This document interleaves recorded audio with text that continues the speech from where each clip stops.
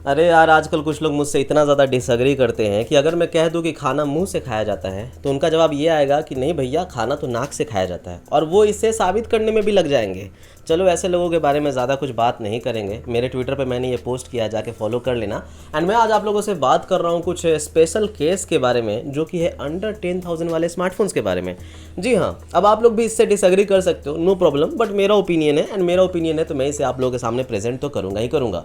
तो मेरा कहना ये है कि पिछले 2-3 सालों में मैंने देखा है कि जो ये अंडर 10,000 स्मार्टफोन्स हैं वो काफ़ी ज़्यादा जो है अंडर डेवलप्ड है। यानी कि बहुत ज़्यादा इनमें कोई चेंजेस नहीं आई हैं, बहुत ज़्यादा ये जो स्मार्टफोन्स वो इम्प्रूव नहीं हुए हैं। एंड ऐसा फील हो रहा है कि 10,000 के नीचे के जो स्मार्टफोन्स हैं वो कहीं ना कहीं आज भी फंसे हुए हैं किसी एक ही तरह के स्पेसिफिकेशंस में। मतलब वही प्रोसेसर, उसी वही घिसा पीटा प्रोसेसर को बार बार रीब्रांड करके या अलग अलग नाम से या थोड़ा सा बस मतलब गीगाहर्ट्ज़ बढ़ा करके लॉन्च कर देना, या फिर एक ही तरह के स्मार्टफोन के कैमराज को देना, एक ही तरह के मेगापिक्सल को देना, एंड ज़्यादा कुछ इनोवेशन उसमें करना नहीं। अगर आप 20,000 का देखो, 30,000 का देखो, 40,000 का देखो, तो इन सभी प्राइस रेंज में आपको एक से बढ़कर एक स्मार्टफोन आपको देखने को मिल जाएंगे, राइट। लेकिन यही अगर 10,000, 12,000 या उससे नीचे के स्मार्टफोन आप देखो तो ऐसा फील होगा यार कि मैं कोई भी फ़ोन बाई करने जाऊँ सबका स्पेसिफिकेशन सेम ही लग रहा है, चाहे वो रियलमी हो, रेडमी हो, या पिछले 2-3 सालों में उठा करके देख लो, सब कुछ सेम ही लगेगा। मुझे याद है दोस्तों, एक एग्जांपल मैं देता हूँ। एक समय था जब बहुत ही ज़्यादा इनोवेशन हो रहा था और 10,000 के अंदर में बहुत ही कमाल का स्पेसिफिकेशन आ रहा था, एंड वो ब्रांड था रेडमी की तरफ से, जो कि फ़ोन था रेडमी नोट 8। उससे भी थोड़ा सा पीछे चलते हैं, रेडमी नोट 4 की बात कर लेते हैं। कमाल का फ़ोन 10,000 रुपये में। या उसके अलावा रेडमी नोट 7 का सीरीज़ भी आप देख सकते हो, काफ़ी सही था। बट रेडमी नोट 8 एक ऐसा फ़ोन था जो कि आज से अगर मैं बैकवर्ड्स में जाऊं तो सबसे ज़्यादा इनोवेटिव फ़ोन मुझे वही लगता है 10,000 के अंदर में। भाई 10,000 के अंदर में उन्होंने क्या क्या स्पेसिफिकेशंस आपको दे दिया था। गोरिल्ला ग्लास 5 फ्रंट में भी बैक में भी, जी हाँ, ग्लास की बिल्ड मिलती थी आपको 10,000 रुपये के अंदर में, फ्रंट भी बैक भी।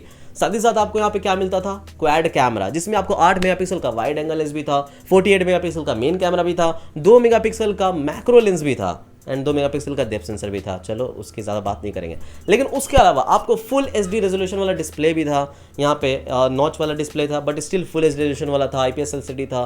तो बहुत सारे जो चीज़ें हैं इसमें आपको मिलती थी। कंप्लीट पैकेज लग रहा था Redmi note 8 with Snapdragon 665 really में। बट उसके बाद क्या हुआ, उसके बाद जो अंडर 10,000 के स्मार्टफोन से कोई अच्छे मुझे दिखे ही नहीं। मतलब रेडमी नोट 8 के बाद मुझे कोई और फ़ोन ऐसा लगा ही नहीं जो इस प्राइस रेंज को जस्टिफाई कर सके। कोई भी ब्रांड का आप स्मार्टफोन देख लीजिए, कभी ऐसा फील ही नहीं हुआ कि कोई कंप्लीट पैकेज मिल रहा है। कभी कोई फ़ोन दे रहा है तो उसमें वाइड एंगल लेंस ही नहीं है, बस 2-2 मेगापिक्सल का डेप्थ और मैक्रो पकड़ा दिया, एंड मेन कैमरा 48 मेगापिक्सल का पकड़ा दिया। कभी कोई फ़ोन दे रहा है तो इसमें सिर्फ और सिर्फ SD की डिस्प्ले है। कभी कोई फ़ोन दे रहा है तो उसमें बैटरी कम है। कभी कोई फ़ोन दे रहा है तो चार्जिंग उतनी फास्ट नहीं है। कभी मतलब उसके बाद तो गोरिल्ला ग्लास 5 वाला कोई फ़ोन भी नहीं आया 10,000 के अंदर में, जिसमें आपको बैक में गोरिल्ला ग्लास 5 मिले। सिर्फ फ्रंट में दे दिया gorilla glass, but back plastic होती थी। तो इस तरह से ऐसा फील हुआ कि जो 10,000 के अंदर के फ़ोन हैं वो डाउनग्रेडेड होते जा रहे हैं, जबकि यहाँ पे अपग्रेड होना चाहिए। एंड ये मान सकते हैं कि ये सब बहुत ही ज़्यादा इस वजह से हुआ क्योंकि पैंडेमिक आ गया, एंड पैंडेमिक की वजह से बहुत ही ज़्यादा प्राइसिंग भी बढ़ने लगी। जो फ़ोन को 8-9 हज़ार में लॉन्च होना चाहिए था वो 11 से 12,000 रुपये में लॉन्च होने लगा, हम ये मान सकते हैं। बट अब तो पैंडेमिक बहुत ही ज़्यादा ओवर हो चुका है, एंड बहुत ही सारी चीज़ें ट्रैक पे आ चुकी हैं। तो अभी तो ब्रांड्स को चाहिए कि ऐसे फ़ोन ले करके आएँ जो 10 से 12,000 की कैटेगरी को ज़्यादा अच्छे से सेटिस्फाई कर सके। अब याद आ रहा है दोस्तों, 12,000 में एक फ़ोन लॉन्च हुआ था रेडमी नोट 10। बहुत ही अच्छा फ़ोन था, बहुत ज़बरदस्त था। यहाँ पे वो भी मतलब रेडमी नोट 8 जैसा ही था, इनोवेटिव था, बट 10,000 के अंदर नहीं था, 12,000 रुपये था, चलेगा। एंड 12,000 में सब कुछ परफेक्ट लग रहा था, एमोलेड डिस्प्ले के साथ में आपको मिल रहा था। बट फिर अगेन क्या हुआ, इस फ़ोन की जो प्राइसिंग है वो 5 बार बढ़ाई गई, 5 बार, 12,000 से 12,500, 13,000, 13,500, एंड अभी ये फ़ोन 14,000 में बिक रहा। तो हम इसे 10 से 12,000 वाला फ़ोन कह नहीं सकते हैं। अब क्यों बढ़ाई गई, क्यों ब्रांड ने इसका प्राइस बढ़ाया, इसके बारे में बहुत ज़्यादा लोगों को नॉलेज नहीं है, एंड ब्रांड सामने भी नहीं आ रहा।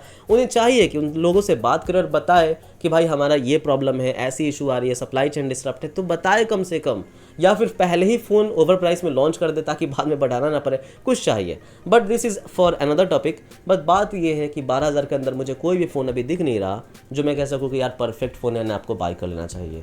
रेडमी नोट 8 के बाद कोई और फ़ोन आया नहीं है, एंड आई होप कि ब्रांड्स इस चीज़ को सुधारें। जी हाँ, एंड इसमें एक और चीज़ को एडिशन करना चाहूँगा। आज से 5-6 साल पहले आप परफेक्ट फ़ोन 6000 के अंदर में ढूंढा करते थे, लेकिन अब तो 6000 के अंदर की कैटेगरी फिनिश हो चुकी है। ब्रांड्स ने उस कैटेगरी को पूरी तरह से ख़त्म कर दिया। 6000 के अंदर अब आप कोई फ़ोन ही नहीं देखते कि आपको चाहिए। एंड आई थिंक कि ब्रांड्स यही करने की कोशिश कर रही है कि आप 10,000 के अंदर कोई फ़ोन ही ना देखो, एंड 10,000 के अंदर की कैटेगरी को फिनिश किया जा रहा है। एंड आई थिंक शायद ये सभी चाइनीज़ ब्रांड्स का मिल के एक सुपर प्लान है ताकि लोग महंगे फ़ोन खरीदें एंड उनका ज़्यादा प्रॉफिट हो। सो आई एक्सपेक्ट कि इस प्राइस रेंज में अगर कोई फ़ोन आए तो वो एक कंप्लीट पैकेज हो। अब आप पूछेंगे कि यार फिर कोई ऐसा फ़ोन है जो इस प्राइस रेंज को बिल्कुल ही जस्टिफाई करता हो, तो मैं कहूँगा जी हाँ, एक फ़ोन आया था जो कि था पोको M2, एंड उसका फिर रिलोडेड वर्जन भी लाया गया, पोको M2 रिलोडेड, जो कि सिर्फ 6GB रैम वाला वेरिएंट था, बाकी कुछ डिफरेंस नहीं था। एंड उसमें हर एक चीज़ मिलता था जिसका आपको ज़रूरत था, चाहे wide angle lens, normal lens, and battery अच्छी एंड फास्ट चार्जिंग, हर एक चीज़ बहुत ही अच्छा बैलेंस मिलता था। सो अभी भी अगर मुझसे कोई पूछता है कि 10,000 के अंदर मैं कौन सा फ़ोन लूँ जो कि सबसे ज़्यादा कंप्लीट पैकेज हो, 1 साल 1.5 साल के बाद भी मेरे नाम पे, मेरे ज़ुबान पे पोको M2 का ही नाम रहता है, because it is a complete phone. हाँ, अब थोड़े से अपडेट्स आपको कम मिलेंगे, अब थोड़ी सी पुरानी फ़ोन हो गई है, बट स्टिल उसके जैसा हार्डवेयर इस प्राइस में मुझे कोई और फ़ोन के साथ देखने को नहीं मिला है। सो गाइज, आई होप कि आपको आज की हमारी ये वीडियो पसंद आई हो, मेरा ओपिनियन पसंद आया हो। हाँ, काफ़ी सारे लोग मुझसे डिसएग्री कर भी सकते हैं, नो इशू विद दैट, आपको हक है पूरी तरह से। लेकिन देखते हैं कि आगे कौन सी ऐसी ब्रांड है जो कि इन सभी कमियों को पूरा करता है और एक बेहतर कंप्लीट पैकेज वाला स्मार्टफोन लेकर के आता है। मैं यहाँ पे पॉल छोड़ देता हूँ, बताओ वो कौन सा ब्रांड होगा, रियलमी होगा, शाओमी होगा, या माइक्रोमैक्स होगा, या सैमसंग होगा। पॉल पे कर देना वोट। तब तक के लिए दोस्तों, थैंक यू, बाय बाय।